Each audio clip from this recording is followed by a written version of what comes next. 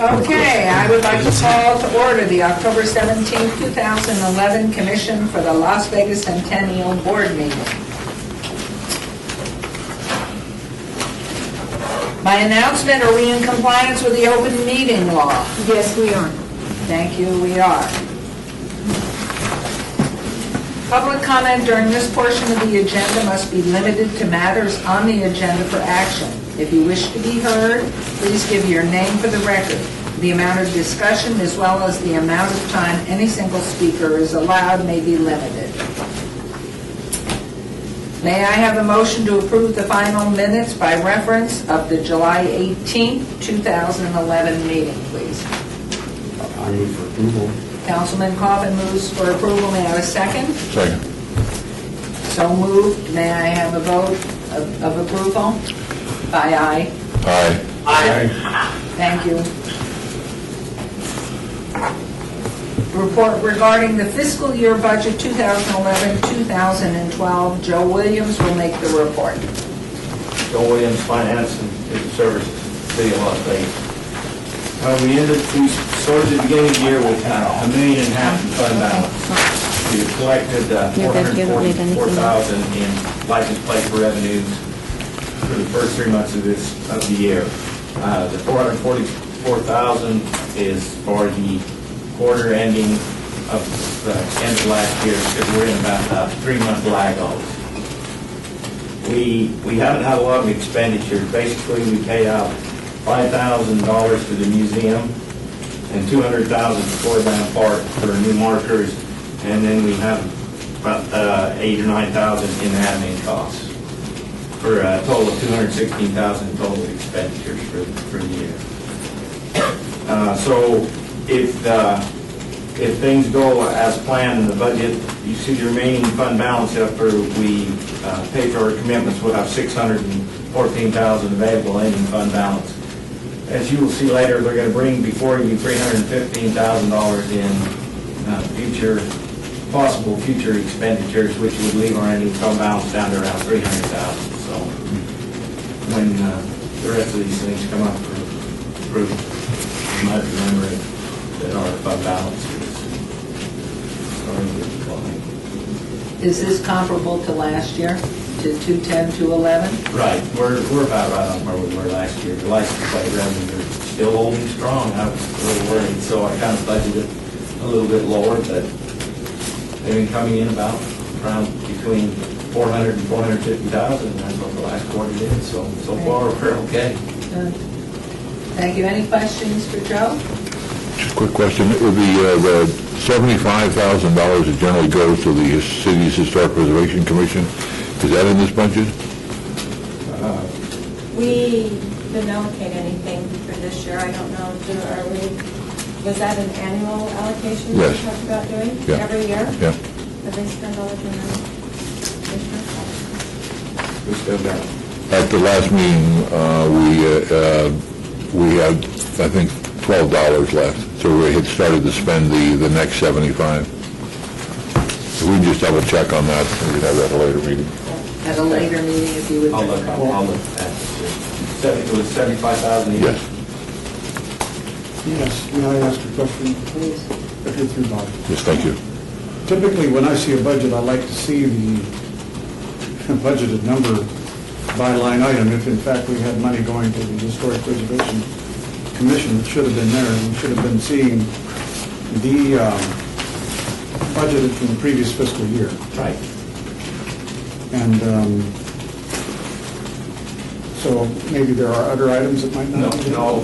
This is the carryover from the last budget, so I would assume at this point that we spent it at the end of last year, and that we didn't allocate it in the budget, so we might have to bring that forward in a future meeting and amend the budget and add it in. Unless it falls under the category of general grants. I'm not sure what that... Well, general grants is like, we set that up for if you had small grants, $5,000, $10,000 of people that come in and they want to do some small projects and you wanted to approve that, then you could fund it out of that section. So that's really no committed money at this time. It's just for small projects that you might want to do that. Just My other like the one question- that we had the 5,000 for the Nevada State Museum, that's just a little cushion account so that we can fund some of those. My other question was on the quarter, and you've got 444,000 actual. That's actual receipts. Yes, sir. So then that's well ahead of budget if you're Yes. 1.4 million. Right, if it stays true and we could get that for the next 3 quarters, we'd probably be around 250,000 ahead of what we budgeted. But what was the actual receipt for the fiscal year? I see a fiscal, in other words, I see on the left-hand columns a budgeted number. I see estimated, Or we no have, actual. I don't see a column for actual you see Well- for the year. for that was for the end of last year, we received,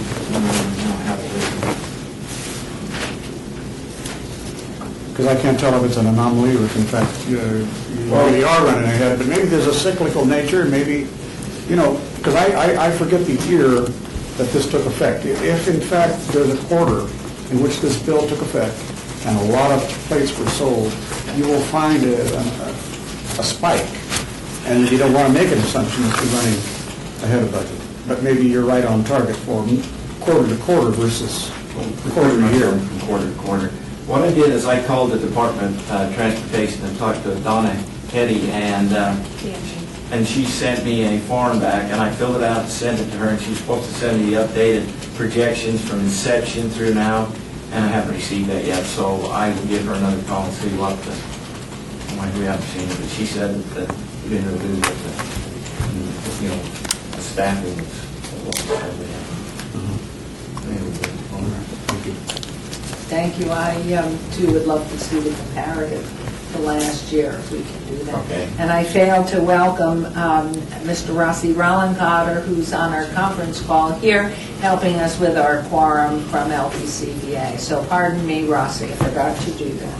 Thank you, Mayor. Hello, everybody. Roger? Everybody's smiling. Okay. All right, we will now move on to item number 6, discussion for possible action regarding a grant request in the amount of $150,000 to complete the restoration of the Las Vegas Railroad Cottage at Clark County Museum.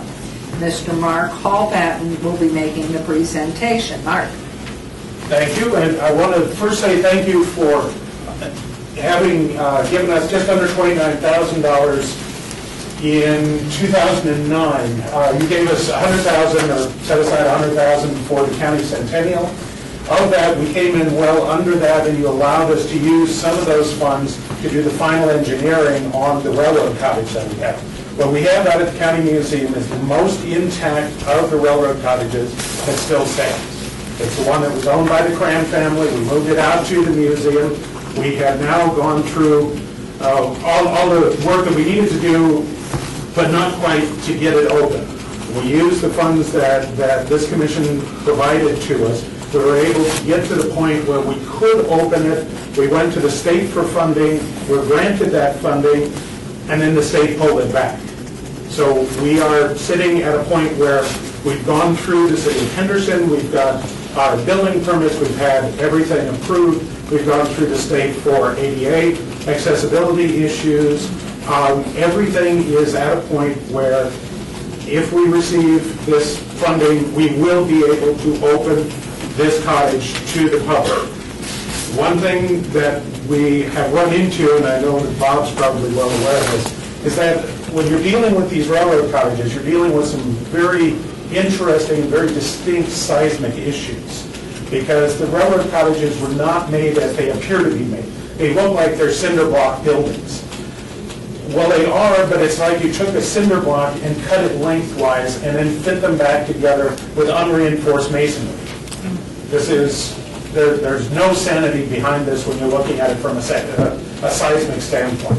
So we have had to bring in Mel Green to do the engineering work and to come up with some ways of making this cottage seismically safe to the point where we could open it to the public. And what we're going to be doing is we've already added a beam around the top of the walls, we've added beams at the bottom of the walls. We'll actually be going around the center of these cottage walls and actually tying these two sides together with a series of well, they're like long bolts that fit in. And we'll be able then to open the front doors. We'll have a plexed-in area that you'll be able to walk into and see into the college. We won't be able to let people walk all the way through, because what we would have to do that would really destroy the interior from a historic standpoint. And what we want to do is to be able to use this to talk about what life was in Las Vegas, starting in 1911 when they started building these cottages. This was the first sort of mass housing that was built in Las Vegas. And it gives us a chance then to talk about it and actually have one of these that are open to the public. Should also note that we are sharing with the Springs Preserve all the engineering that we've done on it, and to try to help them with what they'll do in the future with the four that they have. But so we're, it's not like we're not letting this information out, because we want to see all of these eventually open. But this is one where if we are granted these funds, it will allow us to open. And that's the one nice thing about this, it's a final request. I'm not going to be back in another year asking for a little bit more. Well, maybe, but not for this. I better be careful how I say these. But in this case, this will allow us to open. So, and I'd be happy to answer any questions you might have. There's in the packet that I sent in, there's a detailed estimate that was put together by our estimator, well, actually by Green's estimator. Okay. They weren't? Oh, okay. I have one if you want to see it. I have a detailed estimate down to each line and that sort of thing. And it breaks down how that 150 is going to be used, how much for concrete and all this sort of thing. It is all broken down. And I'd love to answer any questions that you might have on it. I know that we don't want too much of a talk, and granted, if you give an historian a chance to talk, we'll talk. Yes, sir. Nice to see you again, Mark. Good to see you, Bob. Mark used to buy stuff from me when I had my bookstore. Absolutely. Document store back in the day. But, Mark, the cottage was moved. Yeah. The cottage, probably quite a bit of money has been spent Yes. on it. I'm just astonished at the amount of money that's needed, you say, to finish it. How much has been spent to date on the restoration? To date, it was $180,000 to move it initially, and about $280 beyond that to get it to the point that it's at. And what we're dealing with, and I'll be real honest with you, Bob, the problem is that what we thought we had, where we thought we were at on this, because building department rules have changed over the years, we ended up not falling under the ones that we initially thought we were when this was initially moved in 2003, to the museum. One of the things that's happened is that the building department rules have changed. We're now based on the 2009 requirements. Wait a minute, is this county or city of Henderson? Well, it's the city, the county, and even the city of Las Vegas has done this. This is what's happened is our seismic rules have Those changed. seismic standards, okay, so they probably all have Yeah. some way or another. But we fall under the city of Henderson because we're a county island within the city of A Henderson. single-story building with no air conditioning on top, very lightweight, no load. No, so because the walls are, they're solid walls, and they have no give and nothing holding them together. So in any case, if the ground was to start moving, and what's happened since 2002 to today, there's been a lot of testing as to what the seismic issues are within the Vegas Valley. And that has upgraded where we are at vis-a-vis what we have to do for our buildings. Have you asked for an exemption? Yes. Yes. And you were turned down in writing? We received exemptions on ADA accessibility, because we could not open up the doorway to allow wheelchairs in. The thing about these cottages is that they are concrete. The porch is concrete, the doorways are concrete, the door sills are concrete, it's concrete around the windows. So there's no way of opening that up. So that we received a variance on. We also did receive a variance for not having to bring it up to the level of seismic stability that we would have to have if we were letting people walk through it. So it isn't, in fact, being brought up to that level. I don't think that we could get it to that level.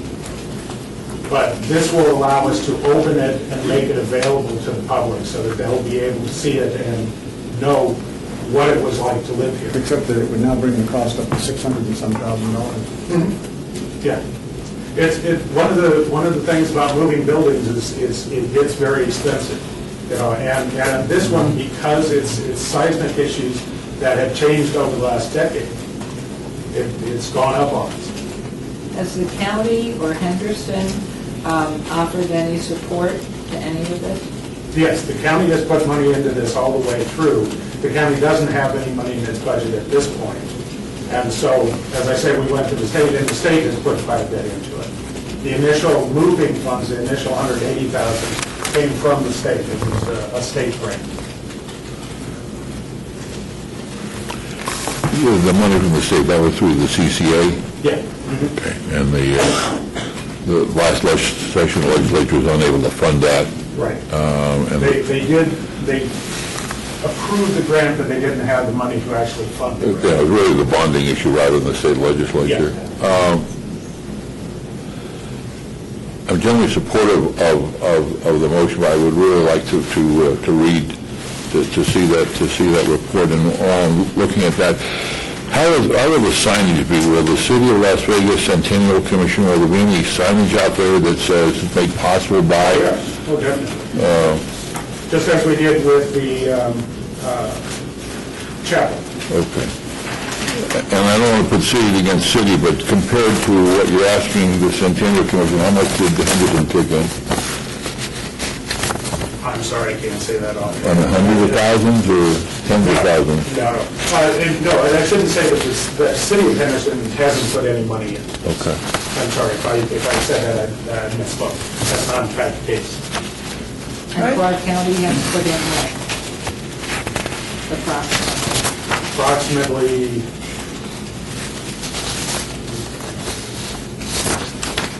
on this particular project, probably 70 to 80,000.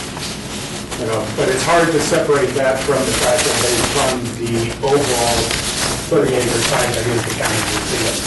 So, you know, we have that as a constant, income. They underwrite the county museum. They underwrite our budget. We do not make enough money from entry fees to, pay for the county museum. That's paid out of the county general fund. What is the square footage of the cottage? It's little. Which one is a two or four bedroom? It's a two-bedroom. Probably less than 1,000 square feet or 1,000 square feet. Yeah, it's a little less than 1,000, it's like 960, I think. And excluding the move, you'll have about, with this grant, about $330,000 into the renovation. Is that? Yeah. So it's about $330 a square foot. Just by reference, just to illuminate, the Mob Museum, when it's all said and done, will be $1,000 a square foot. Chairman? And we had to do seismic retrofit for the Mob Museum as well. And this is per square foot, what? I think I had it right. If it's 1,000 square feet and you're at $330,000, you're about $330 a square foot. So it's not unreasonable in terms of cost per square foot, even compared to the Mob Museum. Chairman? Yes, but A little bit of history is we were in danger of, at one point in the history of our community, of losing all the railroad cottages. And at that point, the city of Las Vegas was not positioned itself to where it had any place for one of these cottages to go. And the county museum on the Boulder Highway stood up, raised their hand, and said, we'll work with this project. And I feel a little uncomfortable all of a sudden sort of at the end of the road saying, no. Because the hand was raised and they came forward. Subsequently, now we have 4 cottages at the Springs Preserve, and there's some SNPLA money that's been set aside for that, and they're going to build a nice street up there. But this really fits well with the cityscape that you have out in there. I wish Clark County could step forward more than they have. They haven't, but I don't think we should penalize the museum for really raising their hand and stepping forward. If we had had the money at the state, he wouldn't have been here, so. Well, there are worthy projects within the city that haven't been funded at this point. It's the county's project. I don't know why the county can't carry more of the load. I'm not comfortable. I would like to see this more, preferably before a meeting, the Prime Minister vote on money. I would not vote for this today based on not even having enough information in advance of the meeting. Also, from my point of view, it's not unique anymore. It might have been unique at one time, but now we have 4 other structures that would say there was a time when this was the only one being used. How did this say during the Centennial year? Because I know that was one of our big projects during the 2005 Centennial year, but I can't remember how much money we allocated back then and how many cottages we saved. It was 2 or 3 or 4. The 4. Right. That went out to the Springs Preserve. This is still the most intact. This is the one that has the exterior of it, the porch, it has not been modified. So this is the one that, it's one that they can get open and be available to the public at this point. But it's also the one that has all of or as close as possible, all the original parts. We'll be replacing, I think, one upright on the front porch on the railing there. But when you look at these, even the railings on the front porch are concrete. It's a very interesting structure for that. Has there ever been dialogue to have the whole cluster together on one site? No. As close as we got was to convince the Springs Preserve. We started off with one, then we convinced them to take a second, and then a third, and then a fourth became, I believe it was 4. Are there, Esther, you remember the 4 or 3? 4? I think it's 4. They're not going to open all of them. I think they're only going to open one, to where they're going to restore to somewhat to what you're talking about. The other 3, they'll restore the exterior and do all the other things. But and that plan is now being developed. Is there any sense is there any matching funds out there? If the city came up with half the funds, you think the county would be encouraged? I mean, everybody's short of money. My understanding is that there isn't. That's why we went to the state to get the funding. There wasn't any funding within the county. And as I say, the state did fund this, but then wasn't able to fund it. And so that's why I came to you as a funding source. What is the gate on the Clark County Museum? How many visitors are there? I mean, I wish I had this information. How many visitors are going through? Is there a special fee to come look at this residence? No. There's the overall fee, that's Of what? $2 a head, and it's $1 a head if you're under 18 or over 50. Our annual visitation right now is about 35,000. We had dropped significantly because with the budget, I have lost half of my staff, and so I had to shut down all of the special events that we were doing, the Native American Festival, the Ghosts and Goblins, and that we have replaced all of that visitation, mainly because of people being interested in Pawn Stars and coming to the museum because of my appearances on that show. And that is bringing a lot of people in, literally from all over the country. So it has made a significant difference in our visitation. The one program that we've kept going, even with the drop in staffing, is our school tours that we have kept up. That's the one program I won't get rid of unless. And that's I have to free, close it. correct? That's It's gratis? 50 cents, no, it's 50 cents a head. It's in effect free, Yeah. but it is 50 cents a head for students. And we fill every school tour date that we have. And that accounts for about 12,000 every year. So, you know, that's what we're getting into the museum at this time. Does staff have a recommendation on this? I can just tell you that at 150,000, just looking at the budget, and who knows what kind of requests we'll have between now and our next budget year, but 300,000, that's. You know, I know you're passionate for this, it ain't obvious, it's there. And knowing what's happened in the state and the economy, I mean, that's the big, this is a huge number for us to be tackling. And without, I mean, it would be nice if some private partnership would kick in like Pawns. Oh, here we have a volunteer. How many millions are you putting in? Mayor, I just wanted to bring to your attention that in the past, and it was suggested that Bob did that, when we've had similar projects like this, and it was particularly the Neon Museum, when they were trying to bring up a concept, that the commission has given them requested a match request several times. So no funds would be issued unless it's matched a certain way. Hey, Mark, this is Rossi at the Convention Center. A couple questions. Yes, sir. Is there a time crunch on this? Is there a need to make this happen sooner than later? That's the first question. The only time crunch we have at this point is we have a building permit through the city at this point, which will cease to be valid in another, I believe, 6 months. And so if we did receive the funds, we could move forward with this quickly and get it done and open. If we lose the building permit, we start all over again. We have all the fees and everything involved with getting that permit. Plus, we don't know what will happen the next time around with changes in the building requirements. And there will be a new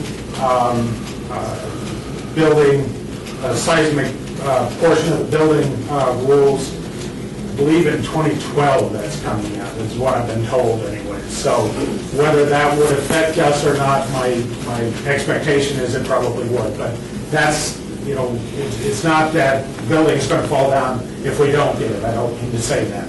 But it will allow us to move forward and get it open. Okay, second question is, have you made any application to Nevada Commission on Tourism for a territorial grant for this?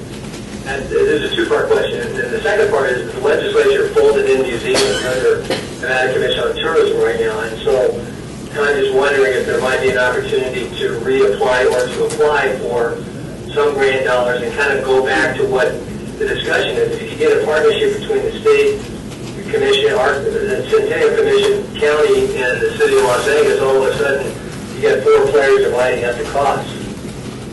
No, that's true. No, I have not. I went through the CCA, as I said, and received the grant there, and then the state couldn't fund it, so we ended up not getting funding.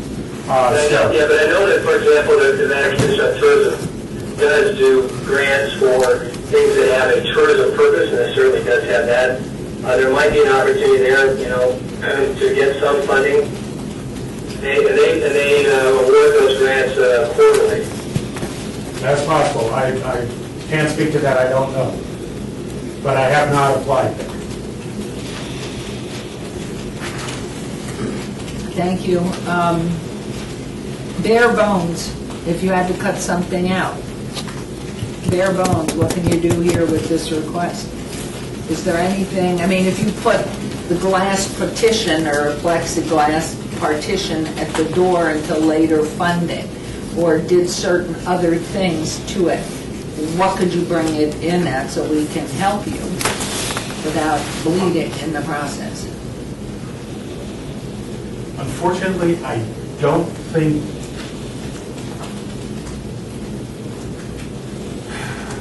the problem is that the majority of the funds that we're asking for is a package, and I don't think there's any way of cutting the piece out and still being able to do something. I haven't looked at it for that. As I think about it, any of the interior wall treatments and that, certainly those could be done by staff. In fact, what you have before you is fairly bare bones. We have, the staff is going to be doing all the interior wall treatments, all the interiors, all the exhibition work, painting, all of that sort of thing, floor refinishing, that kind of thing. So there's a lot of that we're doing already in order to bring down the cost. But certainly, whatever is possible, we'll do absolutely as much as we can. I hate to say it, but we're really good at doing a lot with nothing, and we try very hard in terms of that.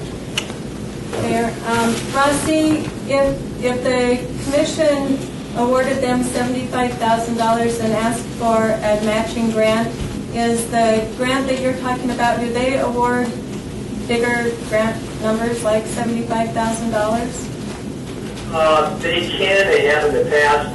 Again, they're under the same kind of budget crunches that everyone else is. But you would have to apply. But if my memory serves me, I haven't seen too many of them that are matching. Usually it's just a direct grant. I don't want to raise the level of anticipation that possibly that a 50-50 could happen. I think it's more of explore what they could do and see what the opportunities are. I think I agree with Rossi. Probably it would be closer to the $10,000, maybe $10,000 to $15,000, rather than a 75. Bob, Councilman, is there a number you'd be comfortable with as far as like whether we said we'll give you $25,000 or $50,000 or $75,000 if you can come back and match it? Or? Yeah, well, considering I haven't had the data, I mean, I'd be willing to vote for $25,000, for example. Maybe they could leverage that further. But I'm a little reluctant to vote. Well, I would support that, let's put it this way, as I see it today. I would support it, that amount of money. But I think that additional efforts should be made to query the building departments, the people who are responsible for holding this to a higher standard than it was held to when it was first agreed upon as being placeable, if you will, with the public presence, with public admission. Seismic standards haven't changed all that much, but they could have caught a few buildings that were meant to be constantly occupied by people versus basically rooting them in and out. Because I think, Bob, when the mayor asked a question, it was based upon looking in through plexiglass or some. Yeah, you will be able to Some watch transparent. approximately this far in. And So that you were walk saying, and see though, it. I think in your description of this, you were saying, really, people will only be able to kind of walk in a little bit and out again. So really, what's the difference between that and what the mayor had suggested? Oh, in terms of doing the door? Well, for example, you could do that for virtually nothing right now, right? Well, we actually have it set up now, so you look in through the front window, and you can actually see inside, and it appears that you're seeing it. The difficulty is that doesn't really give you a sense of life in 1911, 1914 Las Vegas, which is what we were looking for here. At this point, the city has tried to work with us. The request was made to give us a variance back, working with Mel Green, who actually, among other things, has helped write the IDC for historic structures.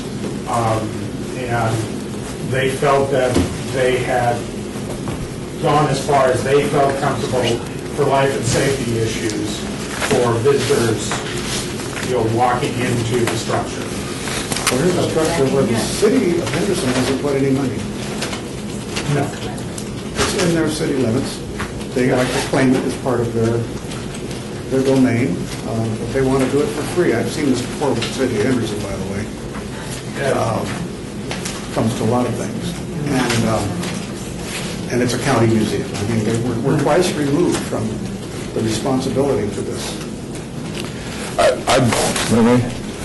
I think that in the past that we have tried to look at the Las Vegas Centennial as almost being in some ways rather than just a city, although we have kept our focus on the city, as we try to think of it a little bit as the Las Vegas Valley, and we've stretched it a little bit. I don't think we've gone as far as Boulder City, but we did go to Blue Diamond. And we found that I'd like to propose that we put $25,000 on the table of matching. We ask them to come back at our next meeting to see what grants that they've applied for, or additional money that they may have received from the city of Henderson or the county of Clark, and also to review the cost and see if there are any options on that, and also give us some time to take a look at this document and to see if we can, what we can do, if there's any suggestions we have. And also maybe to add to that, is there a way of looking at what you're hopeful of doing, to do it over a timeline, that we can do this in, who cares, 6 months or a year. As money flows, then we'll go to this step. So establish like a short-term and a longer-term achievement of what we're about here. Because I think we all are just so sorry that it didn't come down from the state the way it should have, and in which case you wouldn't be back here. That's right. But unfortunately, as you know, we're not, sadly, a cash cow and as strapped as everybody else is. But perhaps by doing these matching pieces, we may get other entities to step to the plate, including perhaps, hopefully, Henderson. I will second Bob Stoldal's motion as amended by the mayor. It's a long-running amendment, but there's a thought that could be done. So is there any more discussion on this? We have a motion to go ahead with $25,000. When you say on the table, earnest money to dispense when the match is in? Correct. Yes. Okay. If I may ask one question, is this a one-to-one match? What's the match? I think we just make up our minds as we went along, right? I mean, basically, let's get some good faith, right, Bob? Yeah, I think we're telling, here's $25,000 on the table. Let's see what the other folks can commit. This City of Las Vegas Centennial Commission is ready to do this. Yeah. I'm not sure if we need to put a one-on-one. Is there some legal element to? In the past, all we've asked is some documentation that showed that they had received the match, but that was required. Okay. Whether it be a letter, backup documentation to show that they received a grant, anything satisfactory. So basically, we're looking at 6 to 1. I guess that's what I'm asking. Yeah.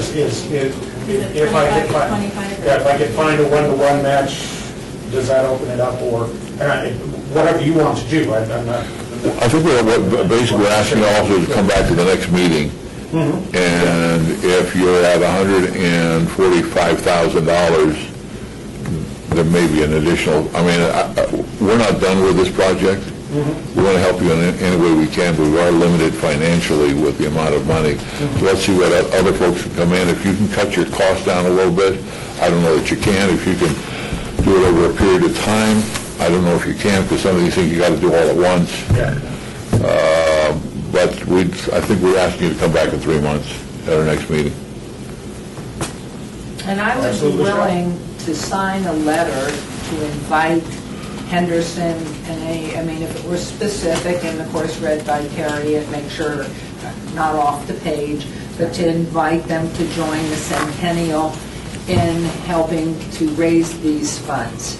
And because of what's happened at the state level, and we're able to take a step towards it. So what I would suggest then is once we have all this information, I would be happy to sign a letter to that to help you go there. Great, thank you. Okay, we have a motion. Rossi, are you okay there? I'm okay. Okay, we have a motion. Please vote. Aye. Okay, 4 and 9, fine. I don't know if I'm allowed We like to to have vote. buttons to press over, Thank you. We wish you the best, Mark, on this, and understand your passion, but You know, it's sort of like a parent who's been bled dry by their children, and then somebody comes back, oh, I spent it all. I have two in college right now. Okay, so you know the trick. Well, ask them to stay home and just work in the cottage. You'll save money. Okay, thank you. And now, discussion for possible action regarding a grant request in the amount of $75,000 for the Atomic Testing Museum to develop, research, and fabricate an 18-month dynamic, unique interaction and educational exhibit entitled Area 51, Myth or Reality. Les Smith will make the request. Pardon? James Brown. James Brown will make the presentation. Obviously, it's already. What are you, James? I'm Karen Green, I'm the curator at the Atomic Testing Museum.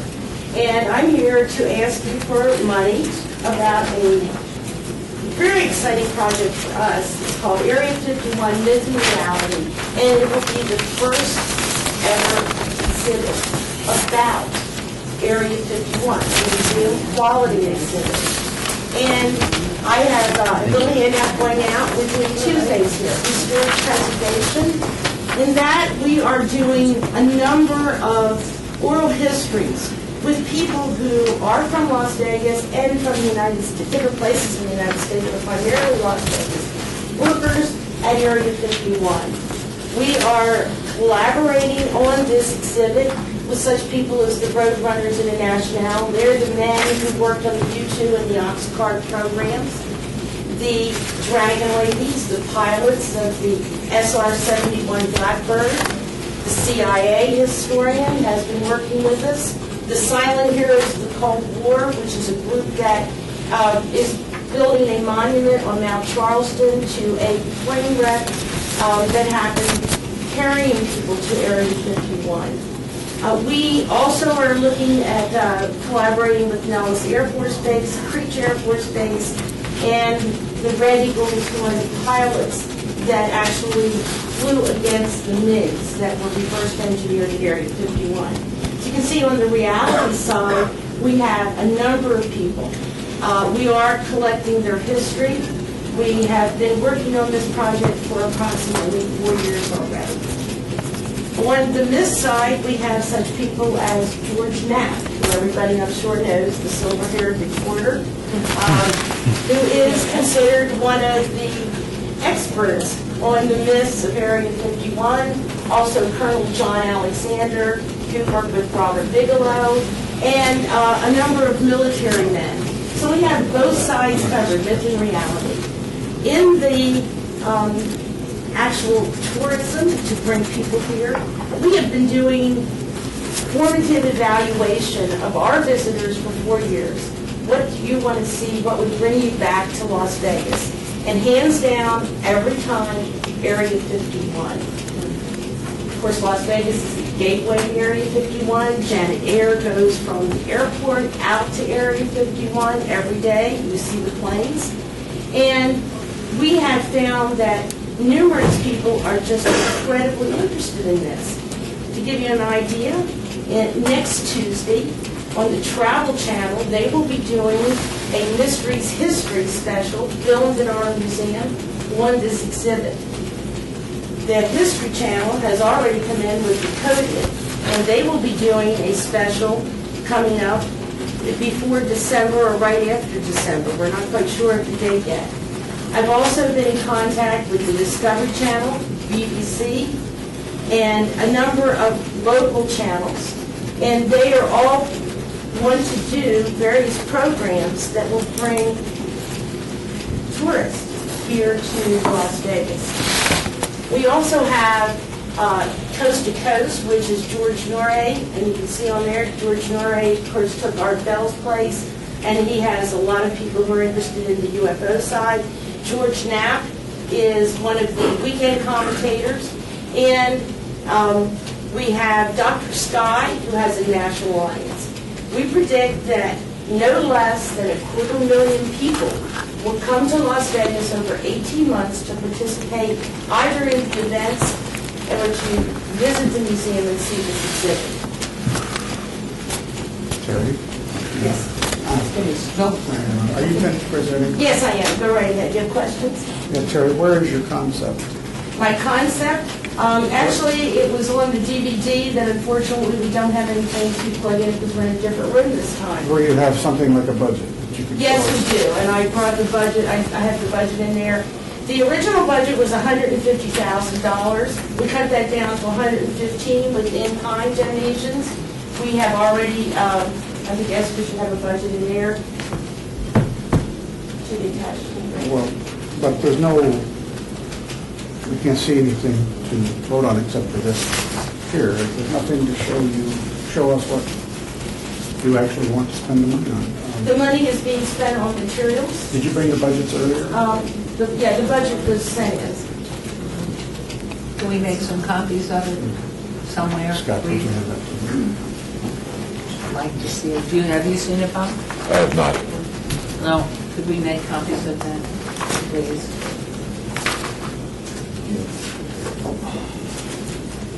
Well, this is a budget for the whole museum. Yeah, there's a budget for the museum, and then there's a budget for the actual Centennial. I think is that the text on that one? Or no? I don't see anything there. While you're looking or responding to that, have you in fact made a plea to any other entity besides this?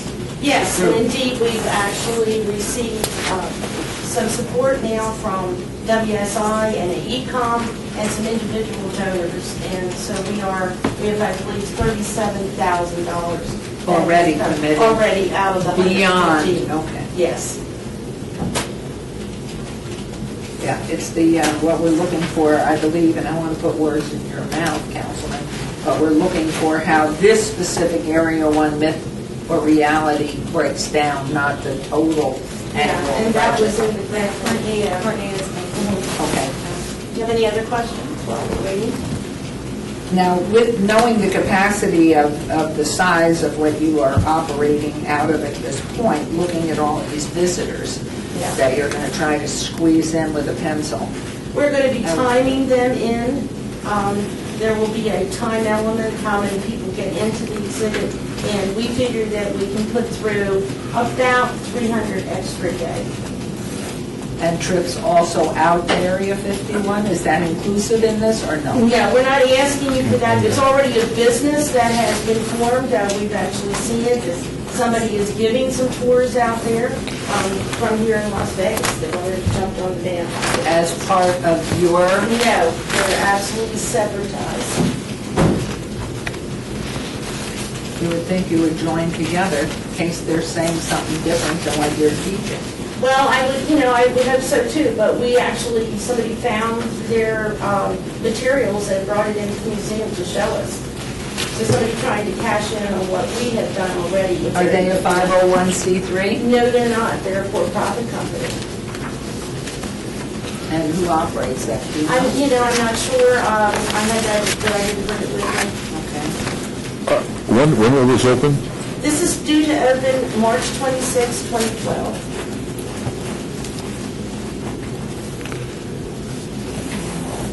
When is our next meeting? January 30th.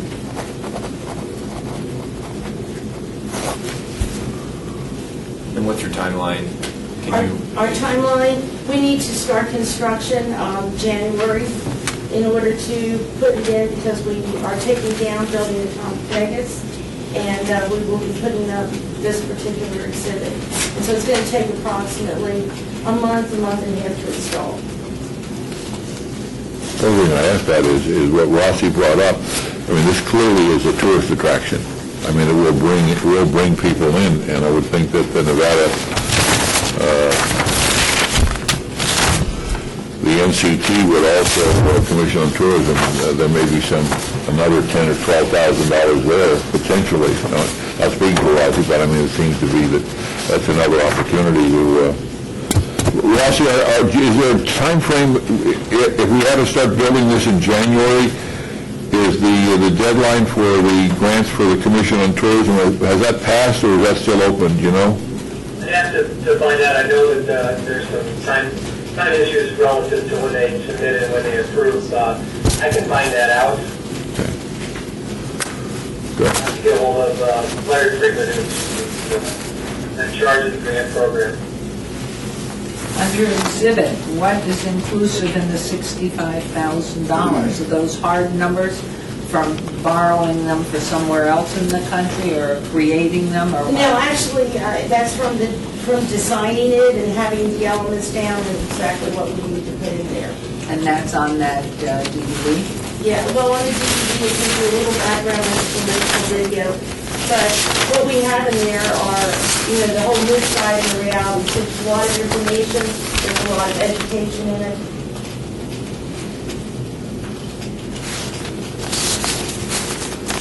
And that's really kind of cheap for an exhibit when you look at it, because most of the C-70 following exhibits run in the $300,000 to $500,000 range. And you will not have to cease and desist from all your other things that you're doing out at the Test Museum? haven't. When you're doing this? No, we haven't yet. We have done a run-up to this. We've done a symposium with the men from Area 51 on October 4th. We had the Polish and French Council that came and did Open Madame Curie on the 6th. We have a distinguished lecture on the 20th, and we have another distinguished lecture on November 5th, and we actually have a big thing going on for Nevada Day. So, no, we just all work a lot. So that. The staff have a point of view on this. I'm Kathleen France. I'm the development director of the museum. Karen's been there the longest, and she worked with the Centennial Commission a year ago and received a generous grant from you. That's why she's presenting again today. But just wanted to say that we are a Smithsonian affiliate. It will be the highest quality of exhibit that we're going to be presenting. It'll focus a lot on the scientific side, which I think very few people in town and very few tourists have seen so far, but it's something that Nevada and Las Vegas can be very proud of. The technological advances and scientific innovations that were made at Area 51 are just amazing. We had a reunion of the test pilots a week ago at the museum, and they're older because, they were around in the 50s and 60s when all of these new technologies were being developed.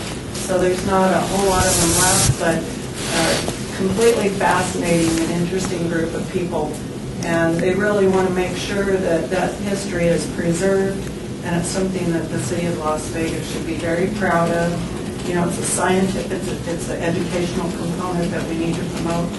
And I'd also like to say that a lot of the visitors that come through the museum say it's the highlight of their trip to Las Vegas. And so it's really an undiscovered gem, and I think, it would be wonderful if you could help us to promote the museum. It really shows well for Las Vegas and what we're doing. Mr. Rollencotter, did you hear that? Is he connected? Rossi? Rossi? Yeah, I didn't hear that yet.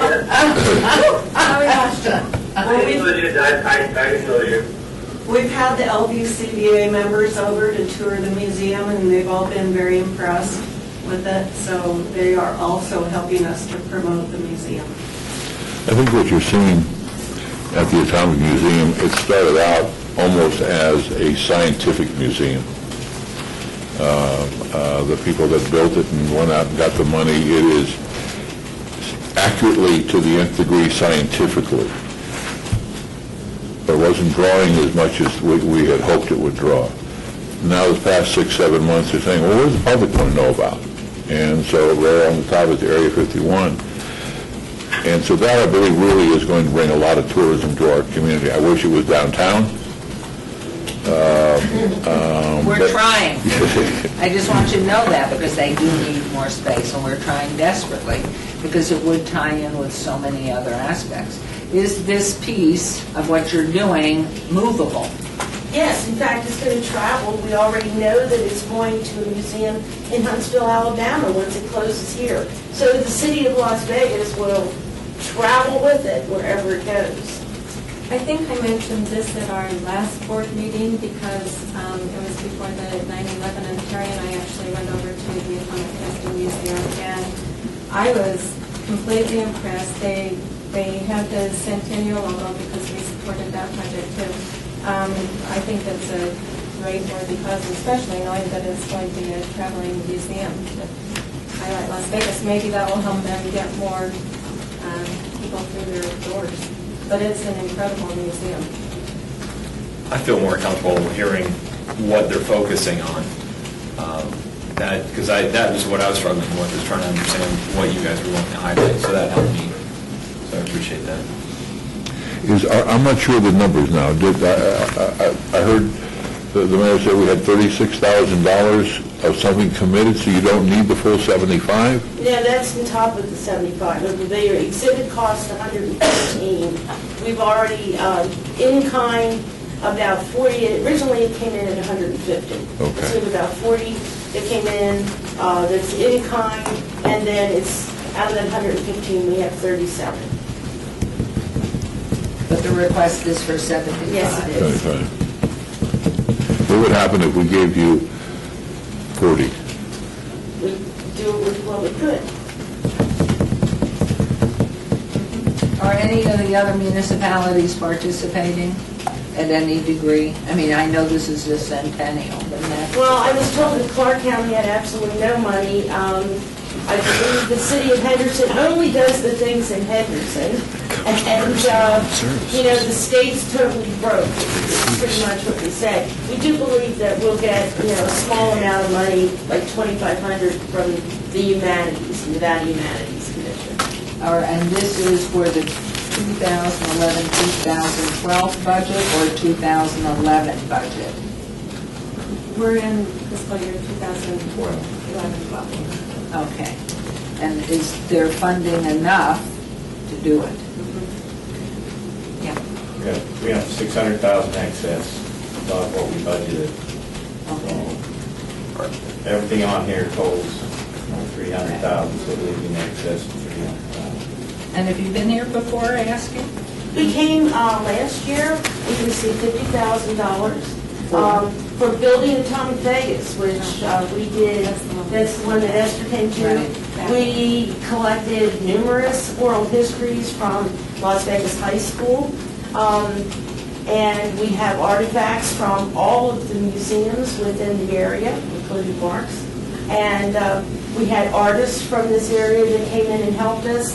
And, I think it was great. We wanted to do something to tell the history for locals, and we actually upped our local visitation 24% with that money. So that was In your little really- squashed area, that's... in our little squashed area.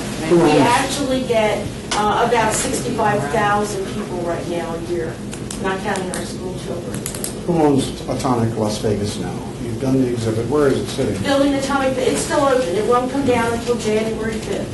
And it's been featured in newspaper articles from Honolulu to Albany, New York, and on Rome TV. But where's it going? Where is it going? At this point in time, I believe it's going to go, parts of it is going to go to Los Alamos, to a museum there, and parts of it are going to be incorporated into our museum. To support these kinds of things, if we're going to underwrite, I would think we would want to maintain some sort of ownership interest in things rather than have them flee away. Many museums, many museums, they put them in storage so that they can rotate them. They don't just give them away. No, we do not give them away. It stays with the museum. But I mean, if you'd like to... Well, if something's going to Los Alamos. Yeah, but no, when they're traveling, it's a temporary thing. It'll go out and then it'll come back to the museum. Trying to figure out how you can move these things around. If you're going to invest money, I would consider putting money into anything like this, just like Henderson, just like the Clark County Museum, an investment whereby they continue to stay here and there, not just one-shot displays. And static, they could be elsewhere. Well, all of the oral histories collected are part of our archives in our library right now.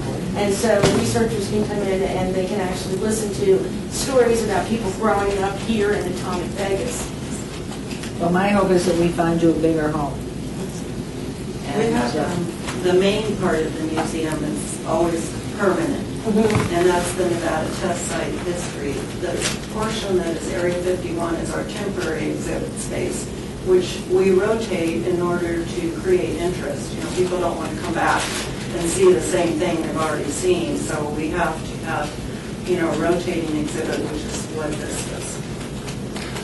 I have to agree with Councilman Coffin. It seems to me I've been reading the newspaper that the city of Henderson, it kind of goes back, and I don't mean to put you on the spot, but they're thinking about spending $30-40 million on building some science museum out in Henderson, and they can't come up with a few dollars for the railroad cottages.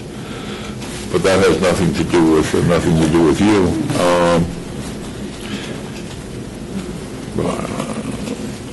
There's a few things in here that I could question and nitpick apart. I'm just not ready to go for $75,000. I didn't come up with a magic. Madam Mayor, could I ask a question? Let me clarify, your personal expenses, those are people you already have in place, right?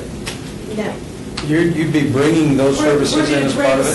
We're going to Okay. be bringing in help. I mean, if you look at Okay. this is the majority of our staff. All right, okay.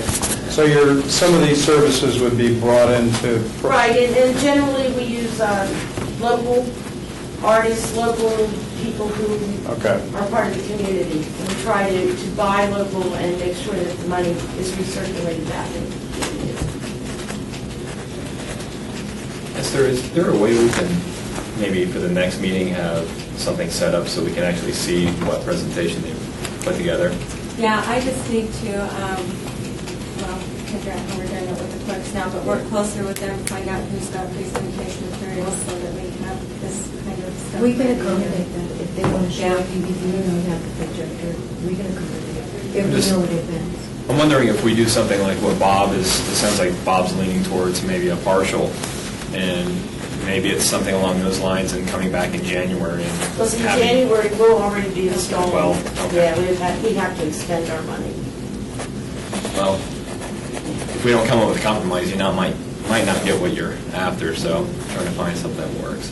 Well, I think if you look at it in terms of just marketing for the city of Las Vegas, the amount of people that this exhibit will reach, is a pretty good figure for marketing. If I could just add one thing, my name is Eric Wright, I'm the events coordinator at the museum as well, and one of the things that we've incorporated into this exhibit is a solid 18-month program of different events, different lectures, things of that nature. So it's not just the exhibit itself.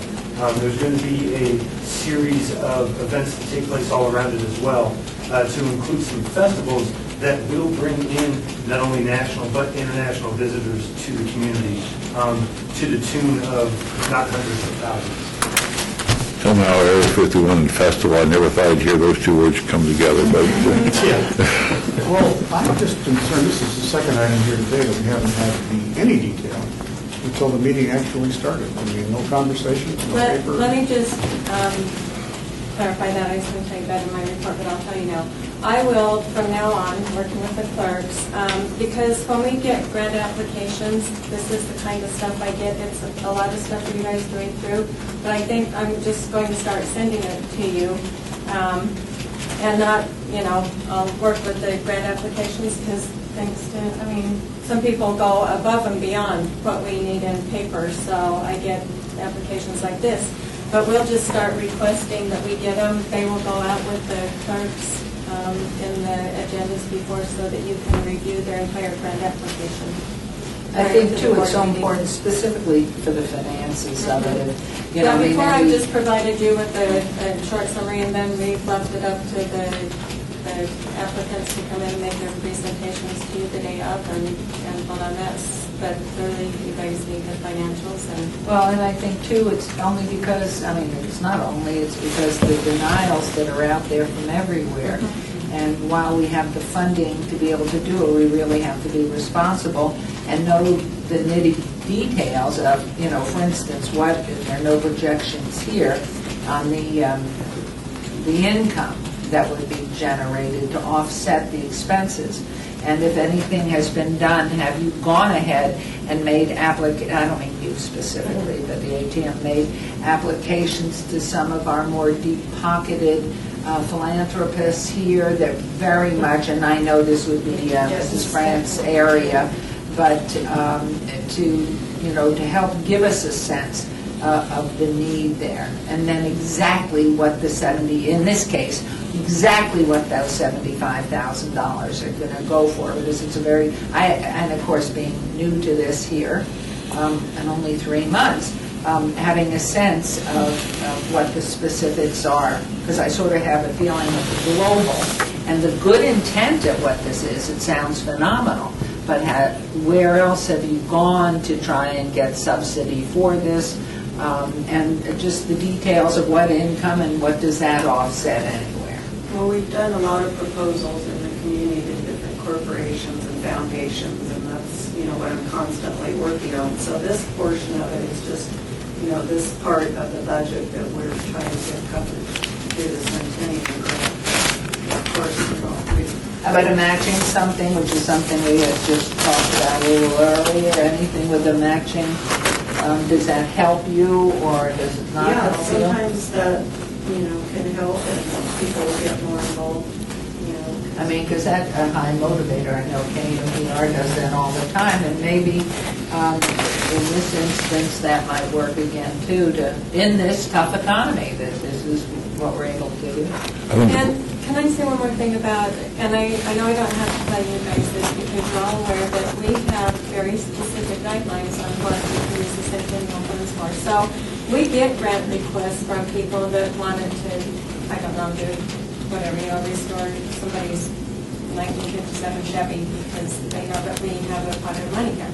We can't do that. So I know, we are always looking at try to find matching funds, and it's tough out there if the funds are dried up. We are so fortunate that our funds have maintained now from 2003, actually, when it started, through 2011. I mean, I don't think any one of us back in 2005 ever imagined we'd be sitting here still spending $1.5 million. So maybe look at it that way. We do have money. This is what we have to spend it on. We can't, there's grants out there that we can't give money to, but these are the kind of projects that the Centennial has been, given the money to spend on. So keep that in mind too. I'd like to, Your Honor,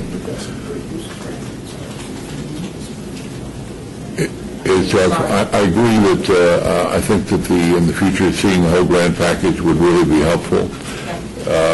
I also would really like, if this is the room that we are going to be holding our meetings, and the Historic Preservation Commission is going to be holding its meeting, because we're trying to, the city clerk is working with Betsy to try and save some money by it.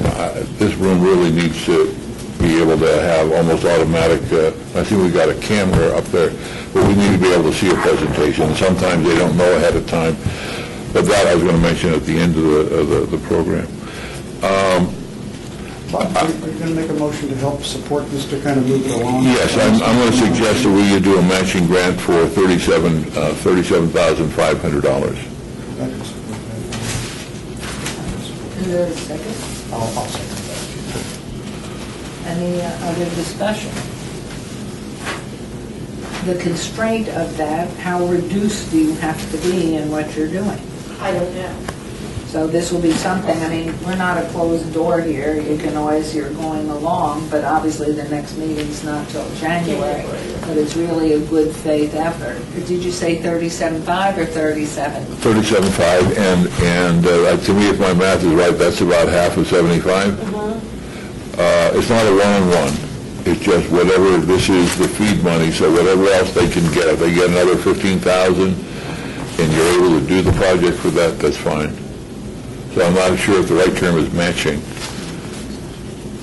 Is this money already hard money that you've gotten in, or solid in writing commitments from the 5 noted items here that add up to 40? Yeah, the 5 noted items are additional sources that I don't think I've gotten them in. It's been a while since I wrote that. I have gotten in money from AECOM, WSI, and some private I mean, donors. you don't have, but you've written them down here as if they are hard commitments. Don't you have them? Those I have 37.5. Okay, but the 40 that's written here. this- Yeah, no. From those entities, you don't have They're that? out, yeah, they're still outstanding. So they're outstanding as in we've asked, but we haven't received a commitment?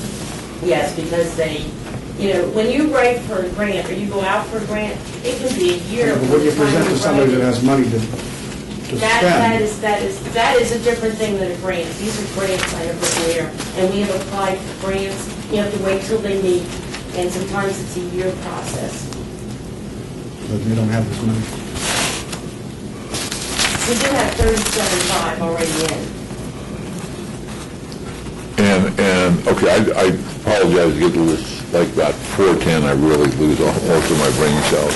The Bombay Sapphire are my mosquitoes. Thank you. You need 100, and how much money do you need? 15,000. You need 115,000, and you have 37.5 of that. Right. And that's 5, carry the 1 is a 7, carry that, so you need about another 80. Right. Okay, and from us, you're getting potentially 37.5, so now we're down to about 40, another 35,000. Do you think you can go out and raise the 35? Is there any outstanding grants that you haven't heard from? The Nevada Humanities, yes. We Okay. have a lot of proposals, a lot of grant applications out there. I mean, there's no question that the money's going to be raised. We would just like this portion of it to come from the city Okay. so that you can be included in this. Well, I hope for 37.5, we would be included. Definitely. Prominently. And so there are asks out there, so. Yeah. Okay, so it was your motion, 37.5, Yes. seconded by Councilman Coffin. Any other Round discussion? Hills Coffin. And that would be a straight thing. That would be a straight. Straight, 37.5. Any further questions, discussion? Please cast by an aye if you pass. Aye. It carries. 37.5, thank you very much. Mayor, this is Rossi. Yes. I would suggest that, again, I really don't, we haven't seen exactly what the program will be or what the exhibit and presentation for, but I would suggest that everyone, that they meet with us, because over that period of time, when you have a lot of different types of convention groups, that this might be something that would be appealing to them, host a reception or do something, that there could be some revenue streams on the visitor part on the convention side. So, maybe come over and give a presentation by sales staff. And then the second part is, because there's been mentioned a couple times, it has an international component to it, with our offices and so forth internationally, there just could be some ways to raise the total revenue generated. So if someone would contact my office and we would arrange for that presentation. Rossi, we'd be happy to do that. Like, I did mention that your sales staff has been invited and have all been to the museum, and we're very supportive, but we did follow up and asked about a presentation, so I will be calling you to schedule that with you. Thank you. Great, thank you for the offer, Rossi. Great, good luck. Okay, we are moving on now, discussion for possible action regarding a grant request in the amount of $15,000 for the J.D. Smith's family home. Les Smith will make the request. Hi, how are you? Hi. My name's Les Smith, as you mentioned. I wanted to pass these around. I think you got a picture of what we're talking about. We'd love to see They it. do a lot more than express in a few words. Start one over here, start one here. This is the J.D. Smith family home. My sister and my father, who was sitting here, he's gone now for the second time to feed the meter. I should have told him. We're working on that. I just want you to know we have a parking czar. We're working on it. Okay, great. They're very hungry though, I know that. That's good to know. But anyway, my father and my sister and I appeared before this board last April to request some monies for the renovation of the Smith family home, which is located at 624 South 6th Street. This is in the Las Vegas Neighborhood Historic District. Unfortunately, the home was being managed by some property owners who we had contracted with. And during the illness of my aunt and then subsequently my cousin, who were the managing partners, they unwittingly and without authorization went and removed the original oak door and several of the windows out of the home, which altered the distinguishing and pronouncing features of the home so that it doesn't look the way that it was designed to look. When we saw this, we were actually quite flabbergasted to see this. Actually, if you look at the window in the tower there, you see that it's not offset by trim and everything. Well, that's a cheap hardware store window that the property managers put in there. Now, there's been a plaque on the front of the home since 1987, when the home was first entered on the National Registry of Historic Places, and it's been there ever since. My father, who's in the construction industry, and my aunt, who you might call an entrepreneur, paid $180,000 back then to bring the home up to a renovation state where it would be acceptable on the registry, and then upon application, we were in fact placed on the registry. You think that the property managers who had been managing the property for 15 years would have known that it was a historic piece of property, and before they just tore out the original windows and the original oak door and the hardware, would have asked for permission to do this, but they did not. Your good husband, the Honorable Oscar Goodman, he recommended that we try to go back to our insurance company and file a claim, which we did, and I have their response right here. Their response was basically, I quote, "There was no direct physical damage to the home that caused the property manager to replace the door and windows." And in fact, there wasn't. The door and the windows were just getting old, but it would be much better to have restored them at a much greater cost than it would to have just jerked them out and put some cheap substitutes in, which detract from the ambiance of the building and its original historic design. What's the use of the building at this point? Well, right now, as you know, there's a lot of lawyers' offices over there. And we've had some lawyers in that office, Charles Davis and Associates, since about 1987, since the building was restored. They're very loyal tenants, and they really enjoy being in the building, and they enjoy having them in the building. But it is still a viable piece of property. We still pay property taxes on it every year. And I think since it was built in 1931, we probably paid well over $100,000 in property taxes on the building, and continue to do so.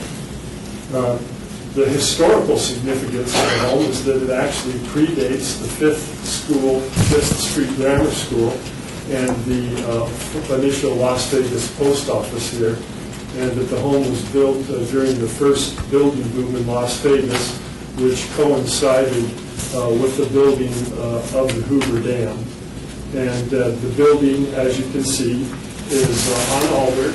Its asymmetrical facade is the original facade.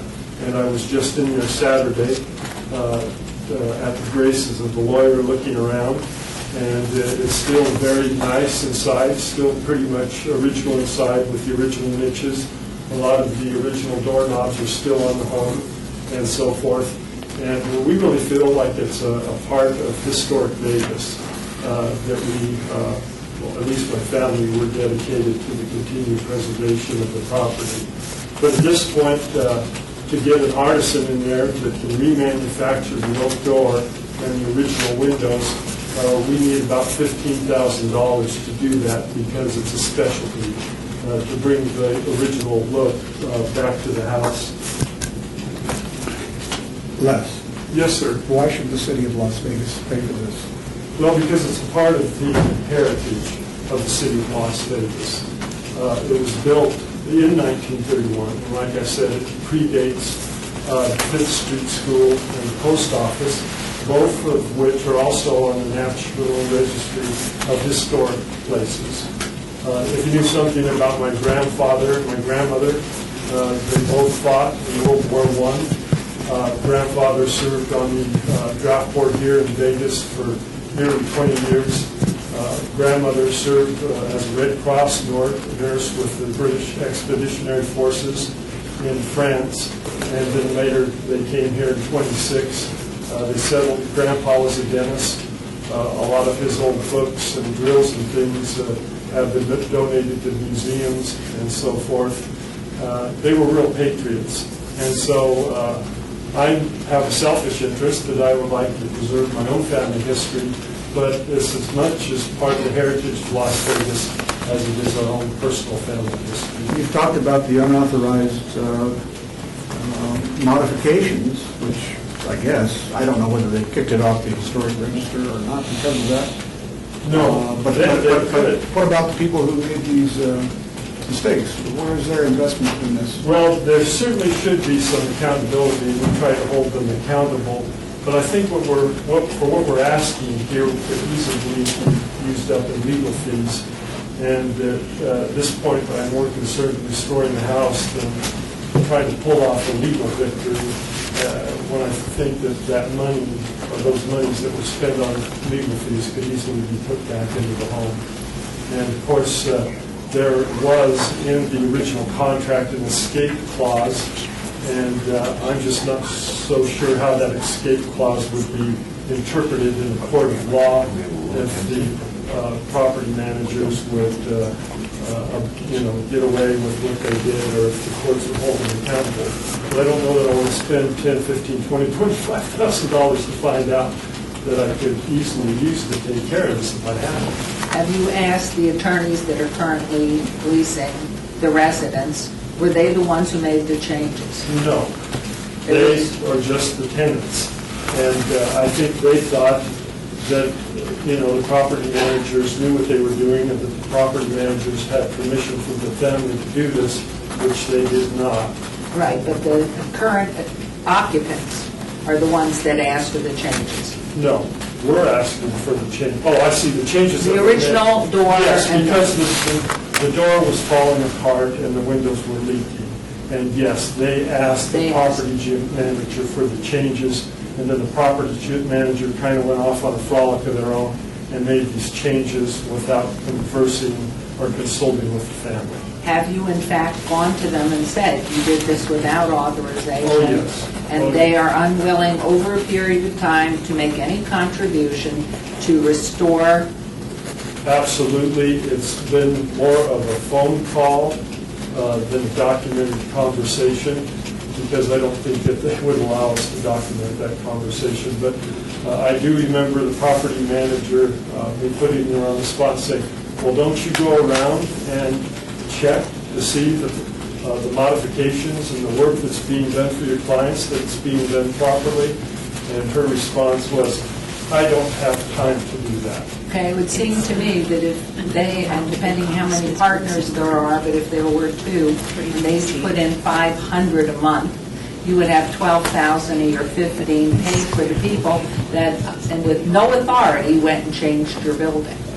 Yes. And that would need, and maybe to bring a lawyer who might do it pro bono to go with you, because you've been here a long time, you have to have lawyer friends.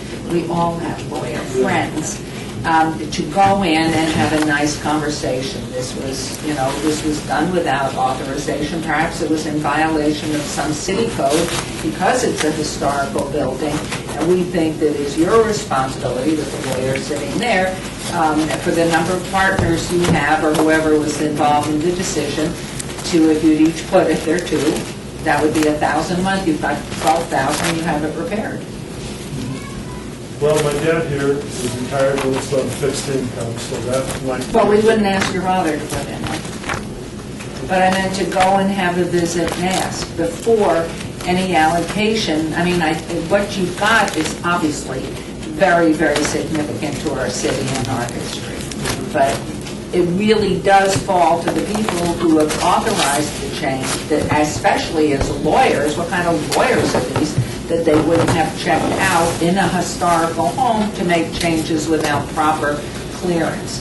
And so, but in nice conversation, face-to-face, not on the telephone, going with a lawyer and just say, we'd love to have a conversation with you and want this restored. Okay, I'm not sure we're on the same page, because it wasn't the lawyers that authorized the changes. They don't have the authority to do that. The lawyers requested that the windows be repaired, and they worked through the property managers, and then the property managers went and repaired it the way they wanted to repair it without authorization from us, the landowners, the property owners. I would start with the lawyers, because if in fact that respondeat superior, that the people who actually did the work are responsible, but don't you go in there, let them work it out with those people. And maybe the lawyers will put up 5 and the repair people would. Before the city is at a point to separate from, not that they won't, and not that this committee wouldn't entertain it, but it seems you need to make the ask first. These are, as you well know, these are really tough times. Yes. And a nice conversation, face-to-face, with somebody of substance, like an attorney with an attorney, just to go in and have the conversation, and then let those 2 attorneys go to the group who's responsible for the unauthorized changes, and see what they'll do. So what And you're then saying come is- back here. I mean, because this isn't something of urgency that you have to have No. done by the time, No, correct? no. So you could come back, the next meeting's in January? Yes. Is that correct? January 30th. January 30th, after having made an effort to go to the lawyers, let them handle the managers, unless, are the managers responsible to you? Well, not anymore, because they were when we were paying them, they've since been terminated. Are they still in existence? Yes, yes, they are. They're still here, they're a big local outfit. Wonderful, wonderful. You may get it done. You know, if these lawyers are good lawyers, they also have a jerky side to them, which means they... Careful, careful. I'm not a lawyer. No, you keep referring to me, man. I just don't know. But if you would get some help from them, these tenants of yours, to get on their butts about it. You know? I mean, Okay, well, I think that's a viable situation. If it pleases the board, that's just exactly what we'll do, and then we'll come back and report to you on the 30th. Right, right. Okay? And certainly, you can call Mrs. Carter anytime and say, this is where we are, it's been satisfied, or whatever. But I do think it's something, it's a beautiful home, and it should be repaired. We have talked to the managers. They think they are perfect. They have done nothing wrong. And so the next step is a lawsuit. Because they are ambivalent to doing anything. So the next step is a lawsuit. And our attorney, he doesn't seem to, he's Right, because there's no remuneration coming back, there's no satisfaction financially to do it, and will cost money. But that's why I was suggesting first to go back in, just have the lawyers sit there and talk with the lawyers to go to the next level up and see what they think. insist that he at least starts a lawsuit and notifies them that given the 20 days. After the conversation, I mean, I think if you go in with your lawyer to the lawyers, they don't want to get in that. I mean, it's hard enough eking out a living Right. as a lawyer today in this town where we have a whole yellow book full of lawyers. And so, I mean, to me, that's the first step. Right. With the lawyer, nice conversation, you know, we really want this repaired. This was a, historic home and blah, blah, I would say. Yeah. So that would be my And we might make suggestion. them nervous enough where they... Just because he's sitting there. Mayor, can I just ask Courtney, because their house is listed on the National Historic Register, so the altercations that they've made can jeopardize that, Yeah. it can jeopardize that, so that in itself. Well, the is- interesting thing is, it's just kind of a status symbol, being on the registry. There's no tax breaks, there's no money that But you have value to our city and our Yes, culture. and it's value to us and our heritage. But the interesting thing about the National Historic Registry, or Registry of Historic Places, is they're feeling a money crunch too. And I really don't think they have the resources to go around and police all the places that are on the registry to see if they're still compliant or not. Do they have the power to boot us off the registry if they want to? I believe they do. Are they going to do so? Probably not. Well, I think you've got a viable conversation to have. I think you're right, and we will pursue that. Great. Thank you for the recommendation. I hope it works, and that they can go up. They can go to the next level Right, to we start. can only fail. Right. But definitely in face-to-face with your lawyer present. Right. Les, for the record, could you have your father identified? Yes, Leslie H. Smith Senior, and I'm Junior, of course.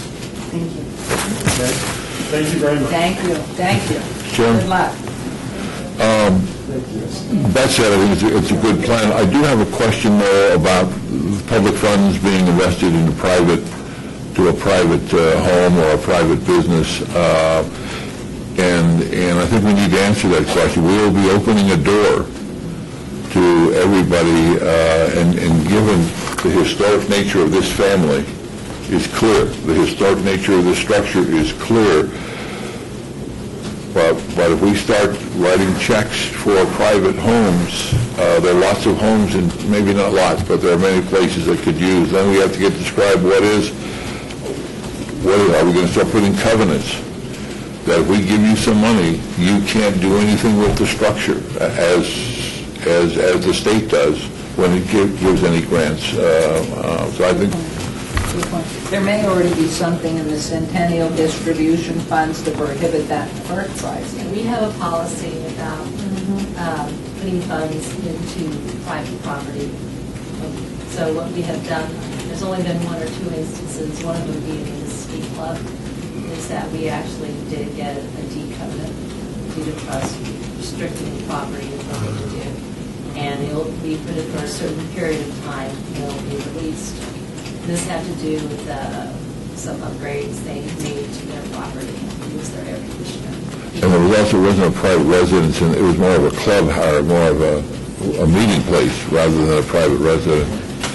Anyway, you think we need to, before we kind of leave the straw out here that, come on back and we're going to give you a check, I think before we do that, we ought to make sure we can do that. Absolutely. I don't Well, think we my can. recommendation would be we just talk to Esther, and Esther has been real good to work with us and very accommodating. We'll just work with her when we come to that decision. Well, and too, that's something I'm sure we can go through the policies and procedures of the Centennial Committee, because it may be prohibited, which you would know by your phone call to her right now, but I think this is a good point by Mr. Stovall, that we really have to be very, very cautious on. Well, we'll work with Esther before we plan on return to it. I think, Les, you should take it to heart, though. What he said, it just jogged my mind. We would have to put a covenant on there. You wouldn't be able to do anything with that house if we were to give you any money. You may consider not coming back because it will be restrictive on you. It would not be a good thing. If you want We to. do have in the grant application, and again, I'll send it out to everybody because it's probably been a while since everybody has looked at this. But we do allow for non-bricks and mortar work, and it lists what's allowable and what's not allowable. And we Okay. have city-owned and non-city-owned buildings now. I'd love a copy of that, So everybody can see this. Okay, yeah, and I think we probably read that once upon a time, and having read, otherwise probably wouldn't have even made an appearance before the committee. Well, what you didn't was, it's now on our agenda as well, at least our personal agendas, to see what we can do to help make sure that those doors get back and the window gets back. It's a beautiful building, and it really is, as the mayor says, is a plus for the city of Las Vegas. Okay, can I recollect the pictures? The notebook's going around. And there should be a picture inside there. And there are pictures in there. Okay, thank you very much. Thank you. And Thank you. just have, because I'll need it for my records, just have, I don't remember your Suzanne. Just email me a copy of the, because she just sent me the transcript. I just need your original grant. Okay, okay. Thank you. Bye-bye. Thank you, bye. Discussion for possible action regarding, So are we just going to strike that item? where it is It was left. in There's the- no action. No action. No action. Well, I think we probably need to strike it and bring it back whenever they feel. Because it is for action. All right. It's not obeyed, and it definitely, maybe it is striking, yeah, and then they can reappeal, which is what we exactly there. Are you making that motion? I'll make that motion. I'll second it. It's made motion. My mouth isn't Aye. working. Okay, all in favor, please say aye. Aye. Motion carries. Thank you very much. Okay, we're on to number 9, discussion for possible action regarding a grant request in the amount of $75,000 for the Floyd Lamb Adobe project to rehabilitate and preserve the building. Courtney Mooney will make the presentation. Hi, good Hi there. afternoon, Mayor and Commission. I'm happy to report that my request has been significantly reduced from the original request that was tentatively approved by the Commission. We did receive a proposal to complete the work for $21,150 rather than $75,000. What we had originally asked for was a structural analysis of the adobe, which was constructed in 1910 at Floyd Lamb's, the earliest structure that we have out on the Floyd Lamb Park. The structural analysis would also include cost estimates for restoration or rehabilitation of the property. Previously, when I had come to the commission, there was some concerns about public access to the building, and currently there is not any public access in the state. When the state owned the park, they didn't allow the public into the adobe, but Mel Green, the historic preservation engineer who provided the proposal, believes that it's completely feasible to actually have public go through the building and it's restored. So that's what this report will give us is, what will it take to restore it, to get public access to it, and also be able to interpret the site appropriately. So after we receive these cost estimates, then we would be able to apply for additional grants from either the state or federal grants to restore the building. Question. How long will this adobe resurfacing? I assume that's what we're talking about here, because that's only going to last a few years, isn't it, Terry? I'm sorry, how long? Are we talking about a resurfacing of the adobe? Well, The exterior? it's partially collapsed. So one of the examples that we brought to the commission previously was the adobe that had been recently restored in North Las Vegas, where they actually had an expert, an adobe expert who reconstructed portions of that adobe.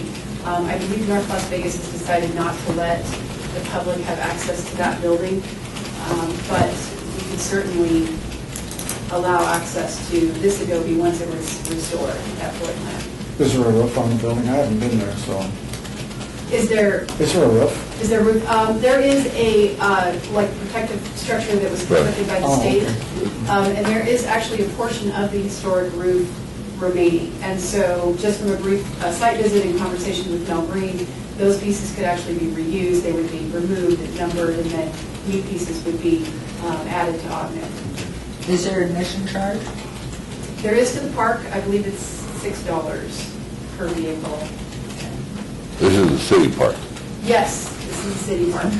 Courtney, I've had some experience with adobe, and in the state park system, and I wanted to make sure that if you were talking about restoring adobe, you'd be very careful and use the traditional methods of doing that, because there's no shortcut, there's no sealer, for example, that you could adequately do that would prevent the adobe from within the sealer.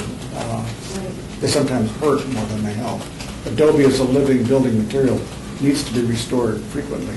It needs to be re-adobeed. Maintained, yes. So is that all being taken into consideration? Absolutely, and actually, Mel Green didn't think it was a bad idea to keep the roof that was put over it to protect the structure, just to continue to protect it. The folks that worked on the North Las Vegas adobe were professional adobe experts, and we're kind of thinking that we could turn this into a learning experience and have school children out there helping to make the adobe brick and make it very interactive when we start to do the reconstruction. So moved? Second. Okay, there's a motion. Any other discussion? 150, right? Yes. 21,150. There's a motion and a second. All in favor, please signify by aye. Aye. Aye. Thank you. Motion carries. 21,150. Moving on to item 10, report regarding the bonds for West Side School project. Scott Adams. Just will be very quick, Madam Be Chair. very quick. I just wanted to give you an update on where we're at with the issuance of bonds for the West Side School that this group had made a prior commitment to. In fact, it's it's in your budget going forward. Rather than issue bonds just for this project, which tend to be less cost feasible, we've included $4 million in a much bigger bond issue that the city's planning for a wide range of projects. And in that regard, it becomes a little bit more cost-effective. There are economies of scale in bond issues. That way your issuance costs and all those kinds of things associated with bond issues get spread over a larger issue. Therefore, the cost to this one project is considerably less. So I just wanted to update you on that. It's currently before council for approvals. We won't know the exact interest rate in terms until they actually go to market with the bond issue and sell it. But it's being done, I think, in perhaps the most cost-effective manner the city could do at this point in time, given the budget situation and the financial markets. So I just wanted you to have that update. Thank you. How much of a potential difference are we looking at here? That one's really hard to say. I mean, you would be looking at a difference of a $4 million issue versus a $36.5 million issue. Interest rate, I really couldn't give you the exact numbers, other than to say that it is considerably more feasible that way than the other way. You have, bond counsel costs and all these things which would be loaded into a small $4 million issue. In this case, they're spread out over a much bigger issue. So anyway, I would venture to say that savings are in probably the hundreds of thousands over the life of the bond issue. And in this case, it would be a midterm bond issue too. It's staying true to what we originally discussed, a 10-year issue, and with a $4 million commitment out of this bigger issue, that annual debt service repayment will be in the vicinity of $500,000, which is what is in your budget. Okay, thank you. Sorry, I'm just kind of meeting upstairs and I've got a text off. Hold on. Sorry, this is a miracle here in Las Vegas because my husband doesn't have a text or do anything. So, okay, he is devoted. Okay, thanks very much, Scott. Any questions for Scott while we're doing this? I don't see anybody else texting. Moving right along, discussion for possible action to ratify a grant agreement between the Nevada State Museum and the Commission for the Las Vegas Centennial for purchase of the Las Vegas history books in the amount of $5,000.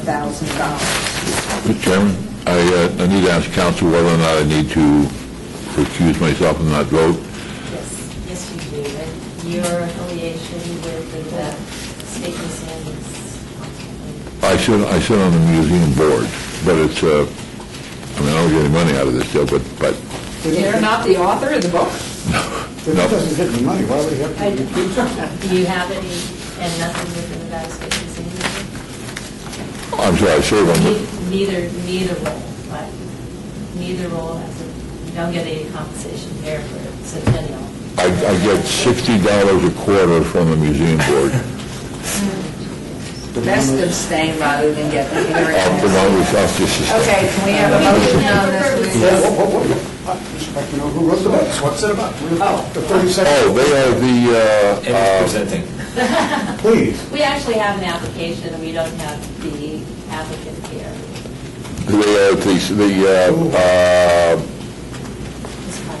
Book on the history of Las Vegas. They're on the history of Las Vegas. They're the, trying to think of Arcadia publication, the book.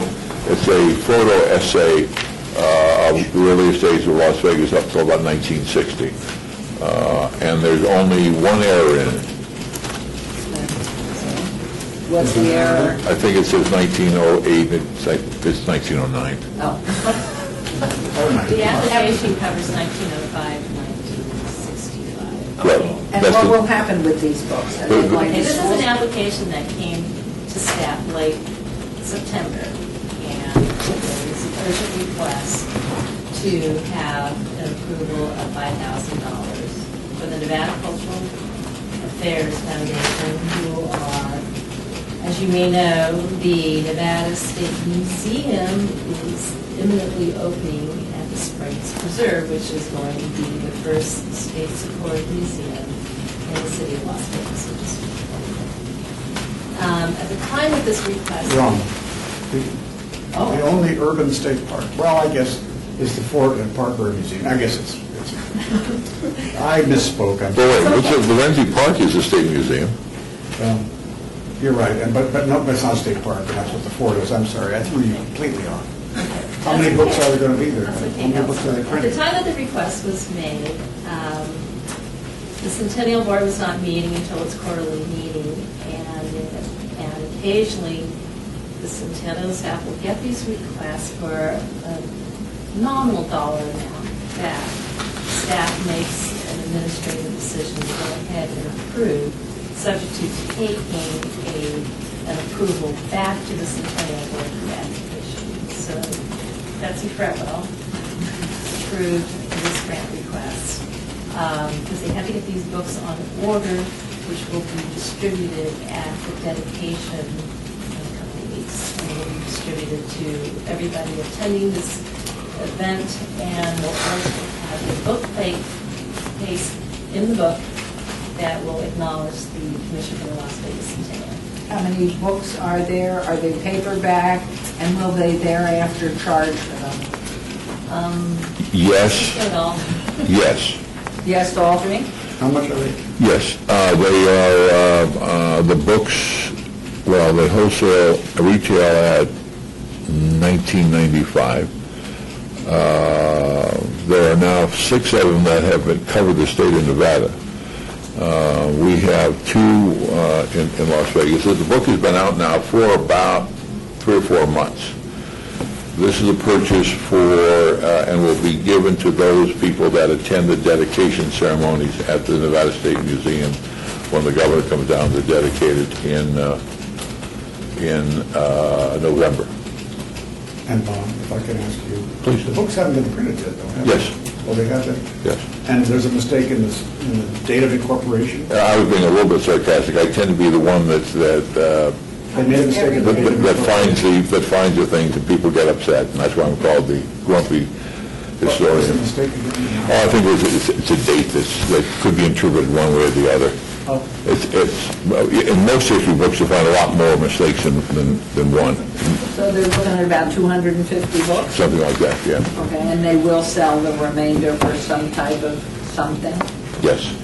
The If that- application states that there will be 300, yes.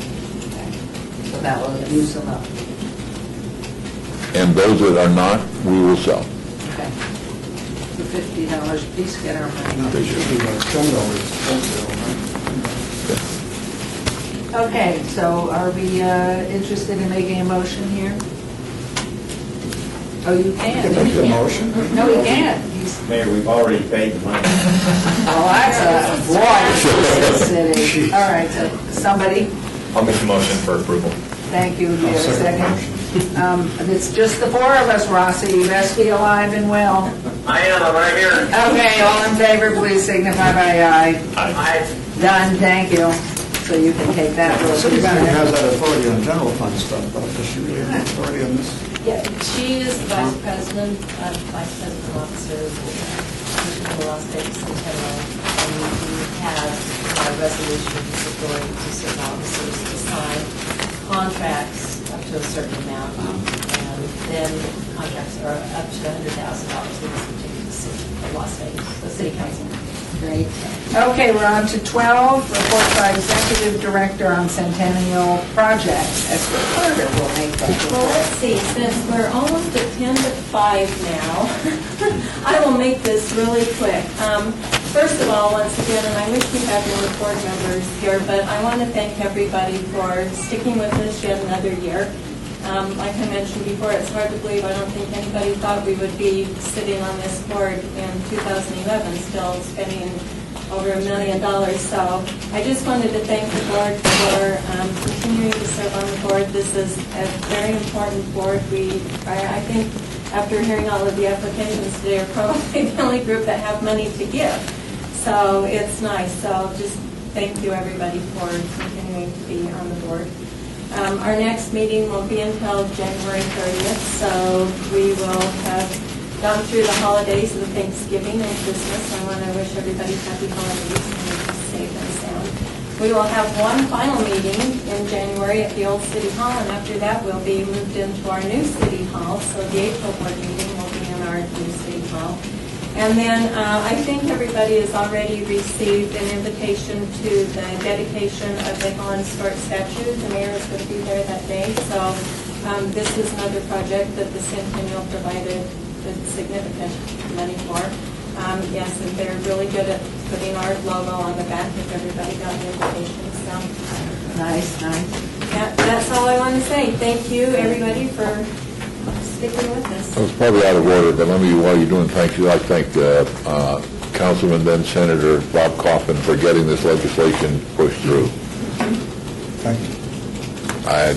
It's, And then I had to fight twice because the initial bill, we didn't have enough, I should have thought a little more about long-term, because after 4 years, we had to re-up the bill. So we're basically a perpetual plate now. Yeah, there was a sunset provision. Yeah, it was a sunset after 4 years, and I had to fight over the assembly side from an assemblywoman who just didn't like the idea that plates should be out there perpetually. Good job. We got, See, I well, didn't know that. You learned something your city every day. team did all the work, I just made it, I made Really? it a pitch. this And is, they were either going to have to listen for half an hour to a senator make a speech, or do the right thing and vote for it. And they caved. look at all the things that have been done. It would be nice to see a list of, and you brought up the statute.